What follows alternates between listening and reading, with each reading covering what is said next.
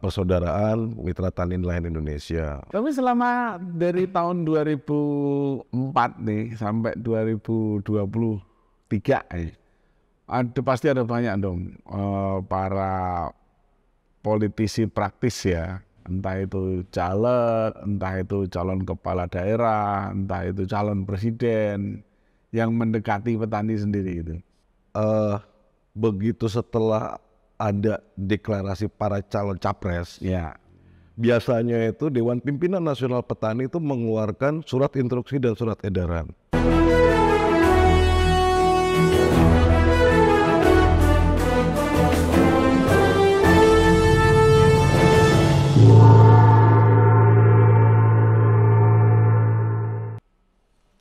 Salam Indonesia, salam yang indah-indah untuk kita semua.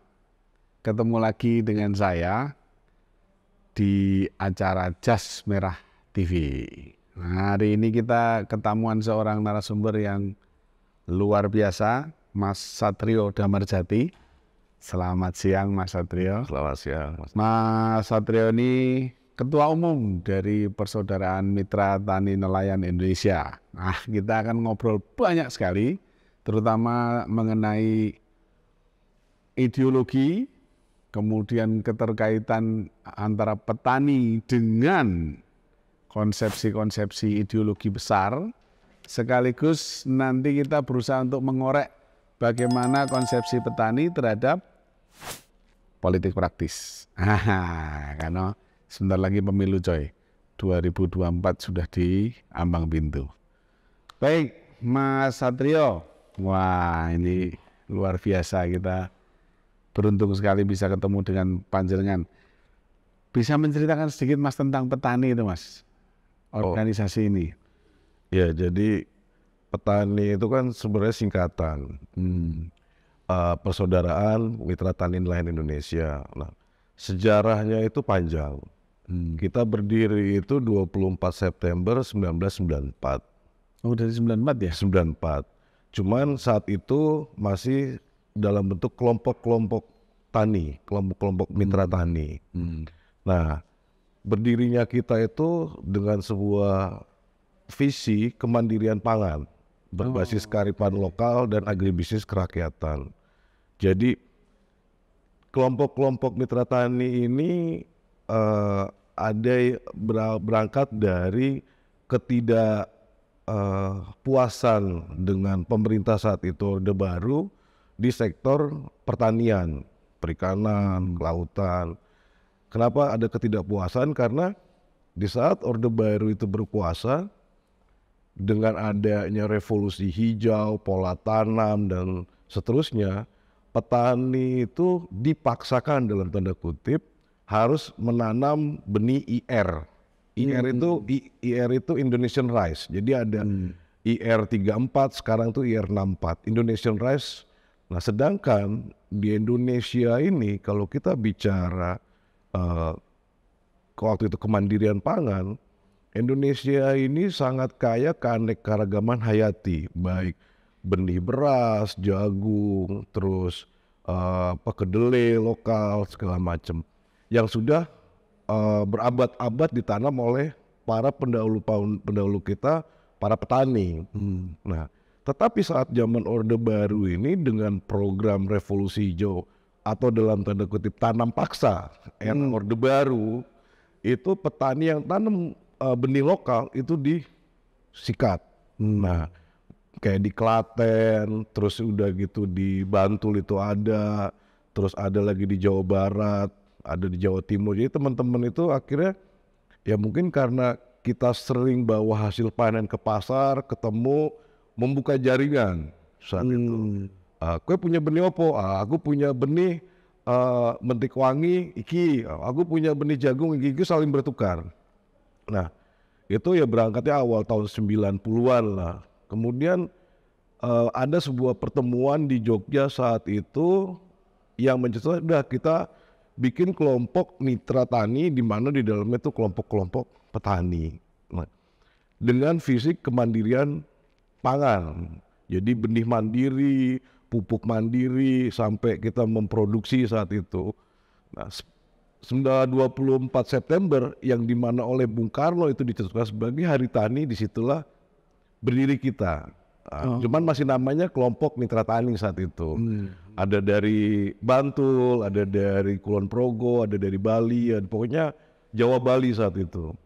Seiring perjalanannya dari kelompok menjadi waktu itu perhimpunan Mitra Tani sejati waktu itu. Nah, berubah lagi menjadi Perhimpunan Mitra Tani Indonesia.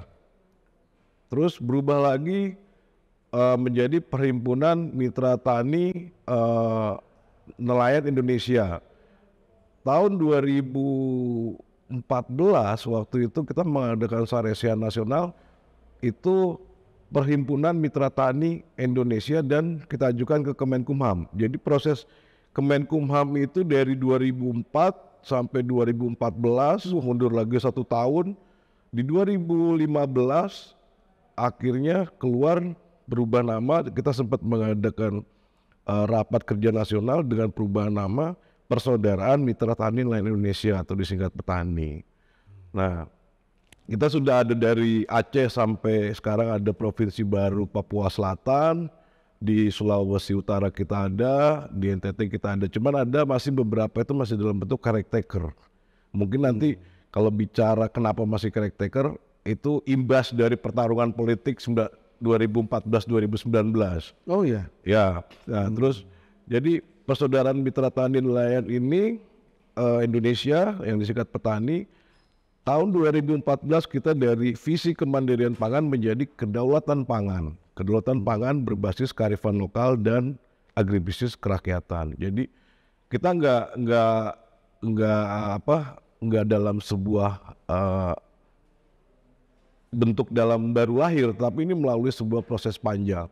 Di dalam itu juga ada terjadi beberapa faksi-faksi, gesekan, menyangkut masalah pandangan, visi, misi, bahkan sampai ideologi dari organisasi ini sendiri kemana saat itu. Jadi ya makanya banyak perubahan-perubahan nama itu memang selalu dalam perubahan nama itu ada tercatat dalam berita acara ya sama teman-teman, sampai terakhir itu diputuskan Persaudaraan Mitra Tani Nelayan Indonesia itu 2015 di Jakarta gitu. Tapi sejak mulai berdiri pasti organisasi tani itu kan selalu seksi ya. Partai politik manapun pasti melakukan PDKT begitu ya. Bahkan mungkin kalau saya pikir ada beberapa himpunan tani mungkin yang sangat seksi dan selalu berada di bawah kooptasi sebuah partai. Ada beberapa yang tidak perlu saya sebutkan namanya. Nah, kalau Persaudaraan Mitra Tani Nelayan ini gimana, Mas? Jadi waktu tahun 2004 itu yang kita pakai nama Perhimpunan Mitra Tani Indonesia, kita sepakat bahwa organisasi kita ini merupakan rumah bersama petani dan tidak di bawah partai manapun. Walaupun di dalamnya itu banyak teman-teman dari partai A, B, C, D. Jadi akhirnya waktu ketua umumnya itu ada Mas Sutono bilang, biarkan petani ini menjadi rumah petani dan menjadi sebuah proses dialektika ideologi di dalam petani itu sendiri. Jadi mulai 2004 sampai detik ini petani itu tidak terkooptasi di bawah partai manapun ataupun under bawah partai manapun. Walaupun banyak pengurus-pengurus petani itu ada di dalam partai yang ada saat ini gitu loh. Jadi kita tidak di bawah partai manapun, tetapi pengurus kita ada di partai manapun. Ini menarik ini. Iya. Ini sama seperti, saya perlu jelas lagi, seperti Nahdlatul Ulama itu kan. Betul. Di sana ada, di sini ada. Makanya dibilang bahwa NU tidak kemana-mana, tapi ada di mana-mana. Nah, petani mungkin seperti itu juga ya, Mas? Betul. Makanya begitu SK Kemenkumham yang dengan singkatan petani, kita punya sebuah cita-cita bahwa suatu saat nanti someday petani ini menjadi sebuah organisasi profesi. Kan ada organisasi profesi dokter, ada organisasi profesi guru, ada organisasi profesi arsitek. Ini organisasi profesi petani. Nah, jadi Jamaah petani itu banyak. Kalau saat ini kalau kita berapa jumlah orang yang di sektor pertanian atau berapa jumlah petani? Saya belum menyebut ada 75 juta petani. Nah, bisa nggak saya mengklaim itu jamaah petani? Bisa. Kenapa? Karena SK Kemenkumham yang diserahkan ke kita dengan singkatan petani, saya bisa bahwa itu jamaah petani. Tetapi belum tentu mereka jamiahnya petani. Nah, kayak di NU kan. Iya, betul. Jadi betul. Saya suka kalau misalnya saya keliling ke pondok, kayak contoh ketemu si Abah, kue ini jamaahnya NU, tapi kue duduk jamiah. Gitu. Sama saya juga bisa gitu. Berarti saya juga bisa dong, Mbak. Abah jamaah petani, tapi Abah bukan jamiah petani. Ya, jadi gitu. Tapi selama dari tahun 2004 nih sampai 2023 pasti ada banyak dong para politisi praktis ya, entah itu caleg, entah itu calon kepala daerah, entah itu calon presiden yang mendekati petani sendiri itu. Ya bukan ada lagi, memang pasti ada. Pasti ada ya. Karena itu tadi ya sama seperti para saudara kita yang di NU, bahwa NU itu tinggal kemana-mana, tapi ada di mana-mana. Kita pun juga gitu. Kalau sekarang bicara calon, misalkan bupati, pasti mau nggak mau ke DPC atau DPC kabupaten atau wali kota ke DPC kota, gitu. Atau gubernur pasti ke DPW Jateng. Nah ini pasti ada, karena petani, struktur organisasi kita itu jamiahnya ya, itu sampai kelompok petani. Contoh kayak misalkan di Temanggung itu ada kelompok petani Celapar Makmur, dia di tingkat desa, gitu loh. Nah di tingkat desa ini nanti bisa lagi apakah kelompok petani pengolah hasil atau kelompok petani apa, itu ini saat ini masih di tingkat desa. Karena memang organisasi yang kita bangun dari 94 ini saya fair-fairan ya, tanpa bohir, bener-bener gotong royong di dalam situ. Jadi kalau organisasi lain mengharapkan bohir, kita berdiri sudah hampir 30 tahun tanpa ada bohir, kecuali di dalam ADRT dan akte notaris kita sumbangan tidak mengikat. Nah, itu ada dan memang pasti ada, tapi tidak mengikat, gitu loh. Nah, tapi kalau bohir khusus, bohir nggak ada. Jadi benar-benar mengadakan gotong royong atau bahasa rakyatnya jimpitan. Itu ada. Ini menarik sekali untuk teman-teman generasi Z ya, bahwa ternyata membuat sebuah organisasi itu ada visi dan misi, ada tujuan yang jelas, dan ada ideologinya yang pas, kita bisa bertahan tanpa perlu bohir. Nah ini yang perlu dipahami teman-teman juga. Nah ini Mas, misalnya dalam politik praktis ya, 2024 nih, kira-kira petani akan ada dalam tanda kutip pesanan kepada para jamaah dan jamiahnya ke salah satu calon gitu nggak? Ya jadi gini, begitu setelah ada deklarasi para calon capres, biasanya itu Dewan Pimpinan Nasional Petani itu mengeluarkan surat instruksi dan surat edaran.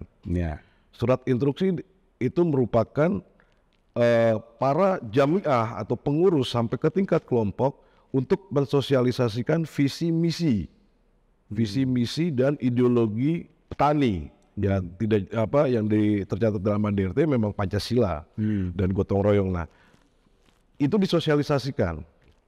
Edarannya adalah kita harus menjadikan visi misi petani ini menjadi posisi tawar. Contoh, ini kita buka aja. Jokowi 2014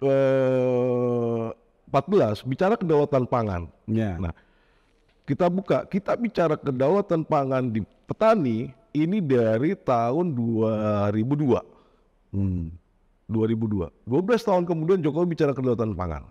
Nah, jadi bukan kita sombong dan bangga hati bahwa organisasi petani ini harus bisa menjadi satu trendsetter isu di sektor pangan, kedua sebagai miniatur. Ini miniatur ini yang menarik. Miniatur kedaulatan pangan, miniatur agribisnis kerakyatan, miniatur negara gotong royong. Nah, Oke, teman-teman tadi sudah mendengar penjelasan dari Mas Satrio tentang bagaimana sebuah ormas dibangun, lalu melalui konsepsi-konsepsi yang ditegakkan, membuat miniatur. Artinya mereka merekonstruksi konsep yang ada di luar diterapkan di dalam organisasi mereka. Nah ini sangat menarik karena tidak semua organisasi punya kemampuan demikian. Kecuali orang-orangnya punya keyakinan dan kesamaan pola pikir. Itu. Tanpa kesamaan pola pikir dan keyakinan yang sama, nggak mungkin konsep yang di luar tadi bisa dimasukkan ke dalam sebuah organisasi lalu bertahan di dalamnya. Bahkan dihidupi bersama. Kalau masalah miniatur-miniatur itu terus, Mas. iya, jadi begitu saya terpilih jadi ketua umum tahun 2014, kemudian ya ada pergolakan karena saya harus menata. Saya terpilih itu 2014, waktu itu masih Persaudaraan Mitra Tani Indonesia. Nah, sampai selama setahun itu ada pergolakan ya, pertarungan ideologi yang tadi saya bilang. 2015 itu Persaudaraan Mitra Tani Nelayan Indonesia itu SK-nya keluar. Nah, di situ saya mulai ya membuat miniatur. Jadi hal yang pertama saya lakukan adalah membangun laboratorium. Nah, laboratorium kedaulatan pangan dan agribisnis kerakyatan. Saya buat ada di Riau. Jadi bagaimana itu membangun sebuah konsepsi kedaulatan pangan yang bukan hanya sekedar jargon dari hulu sampai hilir. Kemudian saya bangun laboratorium kedaulatan pangan dan agribisnis kerakyatan di Bogor. Terus di Tulungagung. Nah, untuk kaderisasi saya membangun sekolah pemuda pertanian terpadu. Nah, itu baru ya, saya itu semua bertahap ya. Jadi mulai 2015 itu saya mulai start. Nah, kemudian seiring berjalan kita membangun selain laboratorium dan sekolah petani, kita juga bikin media Petani ID. Nah, sekarang Petani ID ini lagi mengembangkan ke Petani TV, Mas. Jadi ya mudah-mudahan bisa terwujud. Kita lagi bangun studio alam juga di daerah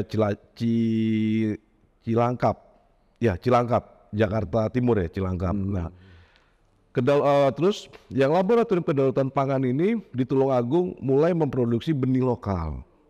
Benih lokal, baik padi, jagung. Nah, di Konawe itu kita bentuk laboratorium penelitian dan pengembangan tanaman pangan. Nah, spesifikasinya kalau tanaman pangan itu rata-rata padi, jagung, palawija, kita bikin porang. Jadi porang ini juga prospek untuk mempercepat meningkatkan kesejahteraan saudara-saudara petani kita karena pasarnya sangat jelas. Nah, laboratorium ini bersinergi kayak di Tulungagung dengan dinas kabupaten, dengan provinsi, bahkan dengan pusat. Nah, itu di luar dari struktur badan eksekutif. Nah, di struktur badan eksekutif ini kita tetap membangun baik Dewan Pimpinan Nasional, Dewan Pimpinan Wilayah, terus Dewan Pimpinan Cabang sampai gabungan kelompok petani. Itu badan eksekutif. Jamiah yang berada di struktur badan eksekutif. Nah, laboratorium petani dan sekolah petani ini merupakan badan otonom. Badan otonom ini ya mulai 2015 sampai sekarang ini yang terus saya selalu gencarkan. Kenapa? Karena tadi saya bilang ini merupakan miniatur. Jadi kalau kita bicara kedaulatan pangan, konsepnya gimana? Saya selalu tanya, konsepnya gimana kedaulatan pangan? Ada kawan-kawan yang di organ-organ lain bicara kedaulatan pangan, ya saya tanya, konsep Anda gimana kedaulatan pangan? Apakah pangan itu berdaulat bagi orang kota atau pangan itu bisa bisa sebagai dasar petani ini berdaulat? Beda.